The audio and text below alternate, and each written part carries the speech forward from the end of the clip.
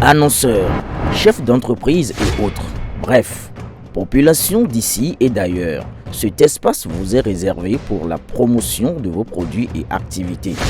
Non seulement en français, mais aussi en fond, Ditamari, Fulfulde, Batonou, Dendi. À vous le choix. Pour en savoir plus, veuillez nous contacter au numéro suivant 97 64 79 91 ou 97 17 51 35. Refus déguisé de Olivier Bokor à aller au procès. Soupçon d'un coup en préparation. De sources très introduites dans les laboratoires de réflexion du camp de l'homme d'affaires Olivier Bokor aujourd'hui en détention, il est hors de question que le prévenu écope d'une condamnation.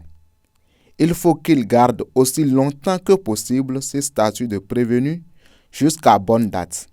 Allusion faite à un deadline dont lui et ses cerveaux pensants et soutiens indéfectibles réussissent à réaliser le fruit de leur imagination. Pour preuve, lui et ses avocats feront voir à la cour des murs et des non-murs sur une longue période. Le dilatoire étant en droit un moyen de défense, ils en feront usage à suffisance. Si un juge n'a pas trop de cheveux pour ne pas les rassurer, un autre sera trop chauve à leurs yeux. Après la tergiversation inutile sur la constitution de la Cour, la récusation de la juge présidente, hier c'était l'âge et l'inexpérience des juges assesseurs.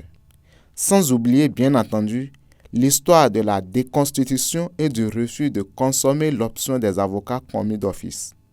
On apprend aussi que le prévenu devenu chef de file des accusés aurait demandé un moratoire, certaines commodités.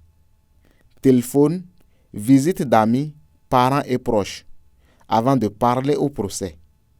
Un luxe auquel n'ont pas eu droit en leur temps Sébastien Ajavon, qui lui n'a été en prison, Rekia Madougou, Joël Aïvo et les autres.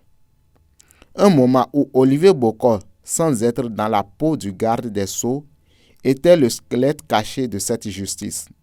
Sachant très bien que le résultat des enquêtes est la charpente osseuse du réquisitoire qui lui sera opposé au procès, ne donnera aucune chance à la Cour de ne pas prononcer sa condamnation à la taille des faits à sa charge.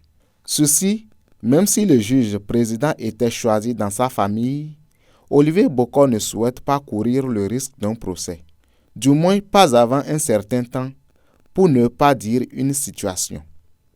Les forces de sécurité et les services spéciaux devraient ouvrir les yeux pour lire dans les faits et gestes ce qui se prépare. On ne choisit pas délibérément de repousser l'échéance de sa condamnation sans raison. Il y a certainement une motivation.